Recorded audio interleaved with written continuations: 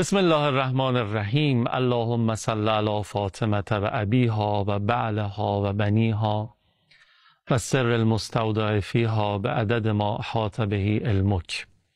اللهم آمین. سلام مردم، هموطن عزیزم، هم نفس یاد خدا. الهی خیلی خوب باشین، سلامت و تندرست باشین. خیلی ممنونم که مقابل تلویزیون نشستین و دارین از قاب یاد خدا این برنامه رو تماشا میکنید. همچنان مشرف هستیم در امامزاده ابراهیم، شهر مقدس قم، که در عین حال شما هم اینجا امامزاده ابراهیم رو زیارت میکنید، هم پدر بزرگوارشون امامزاده محمد رو که با 5 واسطه به امام کاظم علیه السلام میرسن. انشالله که توفیق داشته باشین خیلی زود زیارت با معرفتشون نصیب و قسمتتون بشه. در ایام فاطمیه هم انشالله این اتفاق مبارک براتون بیفته. اشاره کردم به ایام فاطمیه، قبول باشه همه عرض ارادت هاتون به ساحت منوره بیبی دو عالم حضرت سیدت نساء العالمین من الاولین و الاخرین حضرت فاطمه زهرا سلام الله علیها. انشالله که همه این سوگواری ها و عرض ارادت ها و محبت ها توشه خوبی باشه برای ادامه مسیر زندگیمون و قبر و قیامتمون، به برکت صلوات بر محمد و آل محمد. اللهم صل علی محمد و آل محمد و عجل فرجهم. بفرمایید یاد خدا. اللهم صل علی محمد و آل محمد و عجل فرجهم. اگه خاطر شریفتون باشه، ما دیروز نه پریروز برنامه یاد خدا رو به شکل ویژه شروع کردیم به مناسبت ایام فاطمیه و در محضر استاد حاجی ابوالقاسم بودیم و امروز هم این توفیق رو داریم که خدمتشون باشیم و راجع به در واقع ذیل عنوان کلی ویژگی های جهاد فاطمی سلام الله علیها ازشون بشنویم و استفاده کنیم. آقا سلام علیکم و رحمت الله. علیکم. خوش آمدین، قبول باشید. سلامت باشید. بسم الله الرحمن الرحیم. عرض سلام و ادب دارم محضر بینندگان عزیز و ارجمند و آرزوی قبولی عزاداری ها در این ایام سوگواری زهرای مرضیه سلام الله علیها. سلامت باشید. ما هم برای شما. خب برنامه اول یکی از ویژگی های جهاد فاطمی رو متوجه شدیم، اینی که تمام و کمال با همه وجود آدم باید در مسیر جهاد فی سبیل الله قدم برداره و جاهدوا فی الله حق جهاده. آیه آخر سوره مبارکه حج. توی برنامه گذشته هم با اشاره به آیه ولا تهنوا ولا تحزنوا از شما یاد گرفتیم که در مسیر جهاد فی سبیل الله هم باید کلان نگر بود، هم آینده نگر و از اتفاقات و آزمون ها و خسارت هایی که وارد میشه نه هراسید و غم به دل راه نداد و اونها رو در همون مسیر دونست که اینها در واقع آزمون هایی است که ما رو قراره به اون رشد و تعالی و کمال برسونه.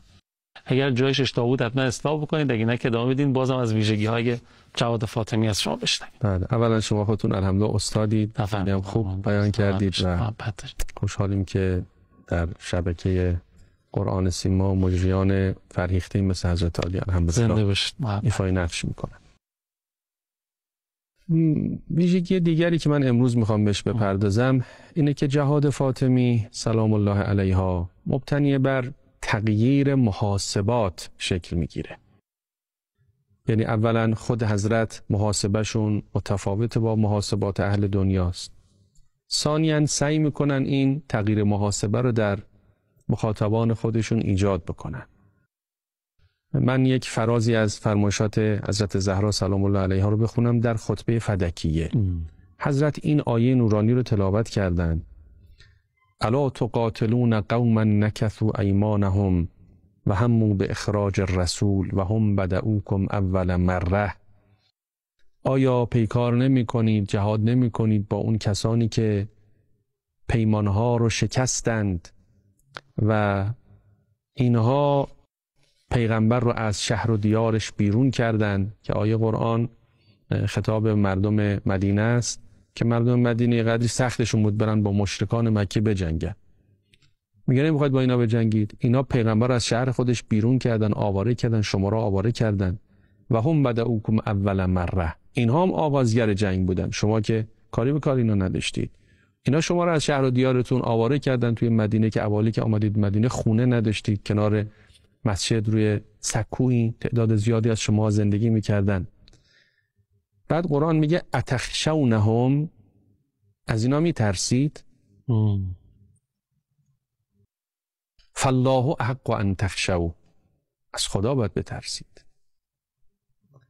این آیه شریفه و این فراز موضوع عرایض بنده است که نوع نگاه و محاسبات انسان رو قرآن عوض میکنه.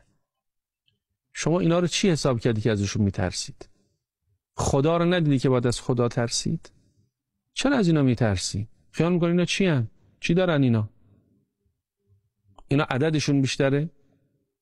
شما یه نفرتون میتونه بر 20 نفر اینها، عذر میخوام طبق آیه سوره انفال، بر 10 نفر اینها غلبه بکنه. از سلاحشون میترسید؟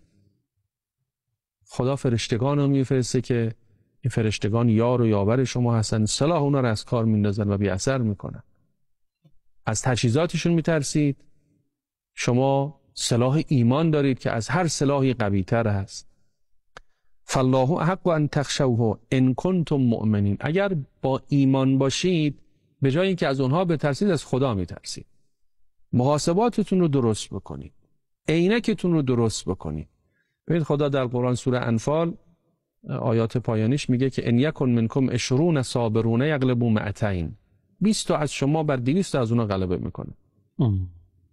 ان یکن منکم 100 یغلبوا 1000 من الذین کفروا، 100 تای شما بر 1000 تای اونها غلبه میکنه. در جریان جنگ بدر ما دیدیم دیگه، مسلمان‌ها 313 تا بودن، کفار 1000 نفر بودن. مسلمان‌ها تجهیزاتشون بسیار کم بود، اونها بسیار زیاد. اسبی نداشتن، مسلمان‌ها تعداد زیادی اسب داشتن. سپر نداشتن، شمشیر کم داشتن، اونا خیلی داشتن. این 300 نفر بر اون 1000 نفر پیروز شدن. مثلا غالب جنگ‌های صدر اسلام و زمان اهل بیت همین شکل میده. قرآن یه قاعده داره: کم من فئة قلیلة غلبت فئة کثیرة باذن الله. چه بسیار گروه‌های اندکی که بر گروه‌های فراوان پیروز شدند. پیروزی دائر مدار این نیست که تعداد شما بیشتر از اونا باشه یا تسلیحات شما بیشتر از اونا باشه. شما برید امروز یک کشور کوچک به نام یمن، جانم یمن، چه افتخاری درست کرده و چه افتضاحی برای امریکا پدید آورده. ناو هواپیما بر امریکا میاد، اون ناوی که وقتی میخواد حرکت بکنه فقط خبر حرکتش لرزه بر اندام کشورهای دیگه میندازه، میاد توی نزدیکی سواحل یمن از آبهای آزاد بخواد حمله بکنه، اینا با موشک میزنن. یک رسوایی بزرگ برای استکبار جهانی رقم میزنن. چه دل جرأتی داره. بله. اتخشونهم، اینا دارن به این آیه عمل میکنن.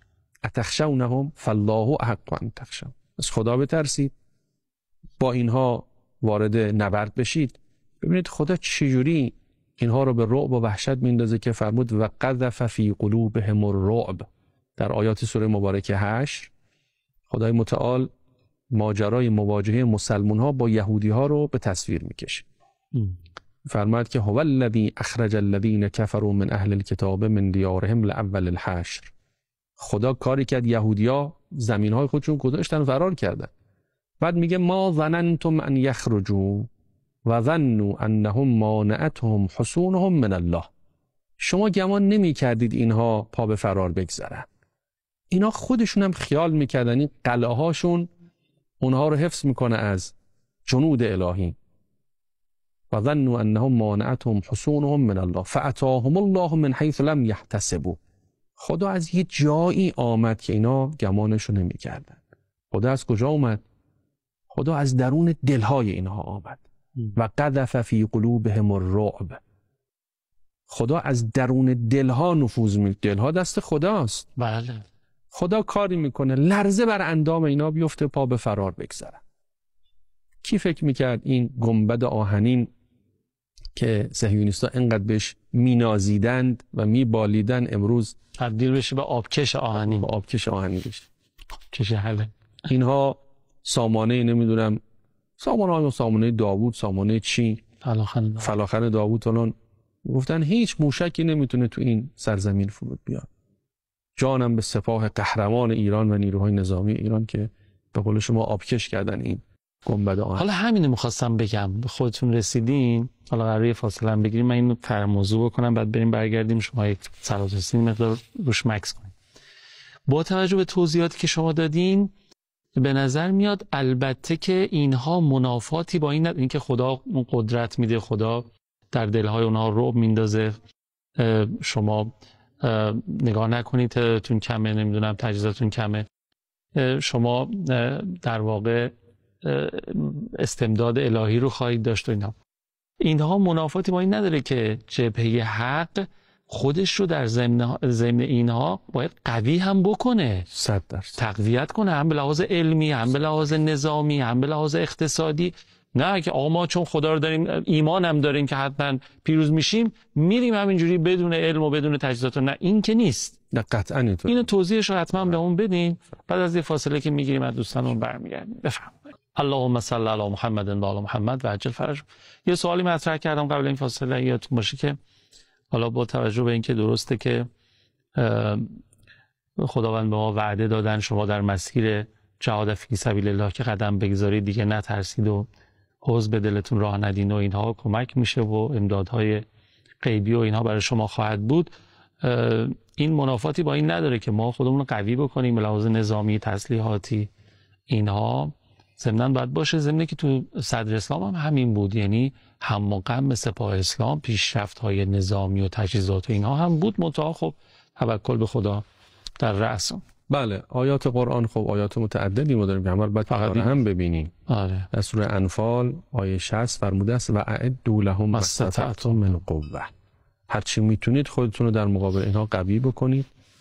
و من رباط الخیل، اسب‌های عرض کنم که جنگنده رو فراهم بکنید که امروز جنگ دیگه با اسب نیست، با نفربره، با تانک، با هواپیماست، با موشک. اینها در واقع مصادیق امروز رباط الخیل میشه.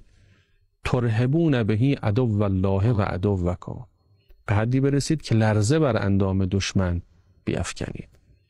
من لازم میدونم در همینجا یاد بکنم و گرامی بدارم خاطره اون شهدایی رو که در مسیر اقتدار موشکی ما نقش آفرین بودن، شهید تهرانی مقدم، سایرین، و عرض ارادت بکنم به محضر رهبر عزیز انقلاب که امروز این قدرت بازدارندگی که ایران داره تمام و کمال مدیون نگاه راهبردی و عمق راه خودشون و اون بینش عمیق ایشون که از سالهای قبل این حرکت رو آغاز کردن که امروز ایران به جایی رسیده که واقعا میبینن با ایران نمیتونن به هیچ جوره با زبان زور سخن بگن. همون وقتی خیلی ها میگفتن بابا دیگه صحبت از توپ و تفنگ و موشک و اینا نیستش که گفتگوی بین نمیدونم حالا تمدن هاست و دیگه اینا رو بذاریم کنار و دیگه دنیا داره میره به این سمت و اینها که میخواستن ما خل اصلاح کنن. همون موقع آقا ایستادن. خب آقا نگاه قرآنی دارن، شاگرد مکتب قرآنن. این قرآن کتابی است که برای هر روز ما درس داره. واقعا اگه ما اینا رو الان نداشتیم، یه لحظه هر کسی پیش خودش فکر بکنه، همین تجهیزات و قدرتمندی که الان اول قدرت ها خیلیشون حتی الان خواهانشن از ما، اینا رو اگه ما نداشتیم چیکار می‌خواستیم بکنیم؟ هیچ. مثل غزه و مثل راهی تمام کشور ما، تمام شهرهای ما با خاک یکسان میشه. با هواپیما می اومدن و بمب میریختن، شهر رو نابود میکردن، ما هم باید فقط تماشا کنیم. نمیتونستیم دفاع کنیم، نمیتونستیم حمله کنیم. کما اینکه در زمان جنگ همینطور بود. اوایل دیگه هواپیمای عراق تا شهرهای ما میاد. من یادم هست ما در قم زندگی میکردیم ایام، هنوزم قم هستیم الحمدلله. یادم هست هواپیمای عراقی رو آسمان قم میدیدیم ولی هیچ کاری نمیتونستیم بکنیم. بمب میانداخت، عده زیادی شهید میکرد و به سلامت برمیگشت میرفت توی پایگاه نظامی خودش مینشست. امروز این خبران نیست. نزدیک به 100 خورده هواپیمای رژیم صهیونیست حرکت کردن بیان در این عملیات مذبوحانه‌ای که انجام دادن به مرزهای ایران که رسیدن، در نمیتونن وارد شن. مرزهای ایران غیر قابل نفوذه، آسمان ایران غیر قابل نفوذ. بله اینا باید باشه. اما در کنار اینها دو نکته است. یک، مبادا فریفته این داشته‌های خودتون بشید و از خدا غافل بشید. اگر خدا نخواهد موشک شما بی اثر میشه. دو، مبادا در برابر اباحت ظاهری دشمن دچار دلهره و ضعف بشید که این نکته عرض ما اینه. یعنی تو این فضایی که شما کار نظامی تو کردی و با تمام قوا جلو رفتی، حالا دشمن داره شاخ و شانه میکشه. اینجا قرآن نگاه محاسباتی ما رو تغییر میده. میگه از اون نترسی، از خدا بترس. اتخشونهم فالله احق ان تخشوا. حالا آیه رو که من برای امروز انتخاب کردم که اینم جزء همون برنامه زندگی با آیه هاست، جزء اون آیاتی است که انشالله امید است مردم حفظ بکنن. این فرازه که حسبنا الله و نعم الوکیل، خدا برای ما بس است و خدا بهترین تکیهگاه ماست. این نگاه محاسباتی ما رو عوض میکنه. کسی که خدا دارد دیگه نباید بترسد. این آیه کجاست؟ این آیه سوره آل عمران آیه 173 است. خیلی داستان قشنگی داره. من این داستان رو سریع عرض بکنم. بعد از جنگ احد که بالاخره به دلیل دنیا طلبی برخی از مسلمانان جبهه اسلام شکست خورد، عده زیادی شهید داد، حضرت حمزه عموی بزرگوار پیامبر گرامی اسلام به شهادت رسیدن، مسلمان ها عقب نشینی کردن. دیگه شبانه در مدینه غوغایی به پا بود. بعضی از خونه ها صدای عزاداری بود، بعضیا آه و ناله بود، بعضیا ترس و دلهره بود که قرآن در آیه 154 سوره آل عمران خیلی زیبا به تصویر کشیده که می‌فرماد و طائفة قد اهمتهم انفسهم یظنون بالله غیر الحق ظن الجاهلیه. یه عده ضعیف الایمان ها گفتن پس چی شد، چرا ما شکست خوردیم؟ یقولون هل لنا من الامر من شیء، میگن واقعا ما بر حقیم؟ ای بر حقیم چرا شکست خوردیم؟ تو این اوضاع احوال دشمن رفت در بیرون مدینه در مسیر به سمت مکه، شب شده و دیگه خیمه زد در این منطقه به نام حمراء الاسد. وقتی خیمه زدن بهشون خبر رسید که بابا پیغمبر هنوز زنده است، شما که تا اینجا اومدید، از مکه این همه راه اومدید، این همه آسیب دیدید، عده زیادی هم کشتید، فردا حمله بکنید پیغمبرم بکشید، کارو تموم بکنید، این کارتون نیمه کاره نگذارید. اینا تصمیم گرفتن که حمله بکنن به مدینه. خبر رسید به مردم مدینه و یه عده‌ای مطلب رو منتقل کردن. منتها اینا که مطلب رو منتقل کردن خیلی پیازداغش رو زیاد کردن. گفتن مردم مدینه کارتون دیگه در اومده، فردا این سپاه مکه که امروز تار و مار کرد شما رو میخواد حمله بکنه، بقیه‌تون هم دیگه تار و مار بکنه.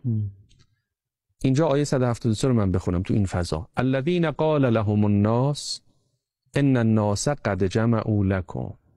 یه عده‌ای بودن که اشخاصی آمدن خبر ناگوار و ترس آوری رو به اونها دادن.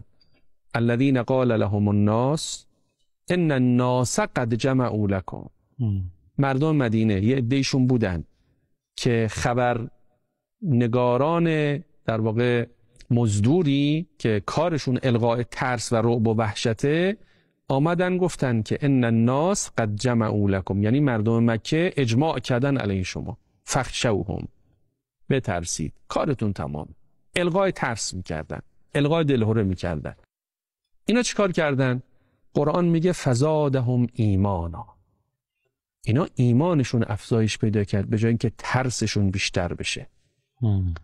و قالوا حسبنا الله و نعم الوکیل، گفتن خدا برای ما بسه. اونا اجماع درست کردن، درست بکنن. ما خدا داریم که اونا ندارن.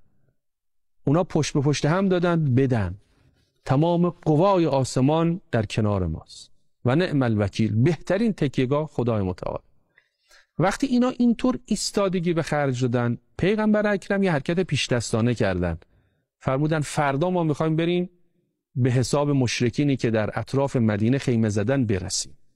هر کس امروز تو جنگ احد بوده فردا باید بیاد. فرمود جانبازان جنگ احد باید بیان و فقط اونایی بیان که تو جنگ احد بودن، کسی دیگه رو ما نمیبریم. خبر رسید به مشرکین، گفتن شما میخواید به اینا حمله بکنید، اینا اتفاقا امروز زخم خورده هستن، به شدت از شما عصبانی هستن و پیغمبر گفته همونایی که زخم خوردن فقط بیان و میخوان اینا بیان سراغ شما. ورق برگشت و مشرکان تجهیزات و تسلیحات زیادی از خودشون جا گذاشتن و فرار کردن به سمت مکه. یعنی به فاصله 1 روز جنگ احد که به واسطه دنیا طلبی یه عده با یک شکستی مواجه شد، تبدیل شد به یک جنگ پیروزمندانه که معروف به غزوه حمراء الاسد. اینو کمتر توی رسانه ها گفته میشه مردم کمتر ازش خبر دارن، مردم بیشتر جنگ احد رو خبر دارن که اون مسلمان‌ها شکست خوردن، خبر ندارن که فرداش یک پیروزی بسیار لذت بخش به دست آوردن، کلی تجهیزات گرفتن و اینا همه گذاشتن رفتن. قرآن میگه فانقلبوا بنعمت من الله و فضل لم یمسسهم سوء، اینا که حرکت کردن رفتن به سمت دشمن با دست پر برگشتن، هیچ آسیبی هم ندیدن. بعد وقت در ادامه خدا میفرماد انما ذالکم الشیطان یخوف اولیاءه، اینی که مردم میترسونه این بلندگوی شیطانه. اون رسانه‌ای، اون سایتی، اون خبرنگاری، اون فعال سیاسی، اون مسئولی که مردم میترسونه این بلندگوی شیطانه. فلا تخافوهم و خافونه، از اینا نترسید، از من خدا بترسید. ان کنتم مؤمنین، اگه مؤمنید از من خدا بترسید پیروز خواهید شد. حسبنا الله و نعم الوکیل، این از یاد نبرید. آیه رو که امروز من محور عرایزم هست و میخوام این آیه رو مستند جهاد فاطمی قرار بدم که عرض کردم از ویژگی‌های جهاد فاطمی تغییر محاسبات. به مردم فرمود از کی میترسید؟ از اینا میترسید؟ از خدا بترسید. مؤمنی که از خدا میترسد میگوید حسبنا الله و نعم الوکیل. به جای اینکه از دشمن بترسه از خدا میترسه. فزادهم ایمانا، ایمانش افزایش پیدا میکنه. اینا همه جمع شدن، عجب، پس اون وعده که خدا داده بود که شما بر اینها پیروز میشید داره میرسه. چون وقتی اینا همه جمع شدن، ما اگر بر اینا غلبه بکنیم دیگه کار تمامه. آخه وقتی اینا جمع نشده باشن من میگم خب با یک کشور جنگیدن بعدی چی؟ اما وقتی همه جمع شدن، ولذا امروز بینندگان عزیز، مردم گرانقدر، خود امریکایی‌ها دارن میگن شکست صهیونیست یعنی شکست غرب. بله. امروز اگر رژیم صهیونیستی به لطف الهی انشاءالله هر چه زودتر ریشش کنده بشه، غرب دیگه سیطره و تسلطش و این نظام سلطش فرو خواهد ریخت. دیگه غرب نمیتونه بر کشورهای ما تسلطی داشته باشه. میدونی چرا آقا؟ به نظرم یکی از رمز و رموزش همین موضوع این جلسه شماست. دشمن هرچی تلاش کرد دلهره و رعب و وحشت تو دل جبهه مقاومت بندازه تا حالا مینداخت، دیگه الان اثر خودش از دست داده. یعنی اون ابهت پوشالی رژیم صهیونیستی توی منطقه، ابهت پوشالی که آمریکا و همدستاشون ایجاد کرده بودن، همه از بین رفته توی دنیا. متوجه با مقاومت جبهه مقاومت، حالا عمده فلسطینیان، مردم در واقع حزب الله لبنان و اینا، اون رعب و وحشته اینا باعث شده فزادهم ایمانشون تازه بیشتر شده و به خاطر همین داره معکوس میشه. همین نکته که شما میگم. الحمدلله، خیلی ممنونم استاد حاجی ابوالقاسم عزیز. تشکر مضاعف بابت اینکه آیات قرآن رو محور مباحثتون قرار دادید. الحمدلله اشراف شما با آیات قرآن و کل قرآن رو در سینه داشتن نعمت بزرگی که خدا نصیب شما کرده و به بهترین شکل هم دارین ازش استفاده میکنین. خیلی حظ بردیم. خدا خیرتون بده، اجرتون با حضرت زهرا. اوامر ندارین؟ مؤید باشید. زنده باشید. فرمودن از دنیای شما 3 چیز محبوب من است. حضرت مادر، از دنیای شما 3 چیز محبوب من است: نگاه به چهره رسول خدا، انفاق در راه خدا و تلاوت قرآن. الهی که نصیب و قسمت ما بیش از پیش بشه. تلاوت قرآن، انفاق در راه خدا، نگاه به چهره رسول خدا امکانش نیست. انشاءالله نگاه به چهره حضرت خاتم الاوصیا مهدی موعود ارواحنا له الفدا خیلی زود. اللهم اجل ولیک الفرج یا حق. خداحافظ.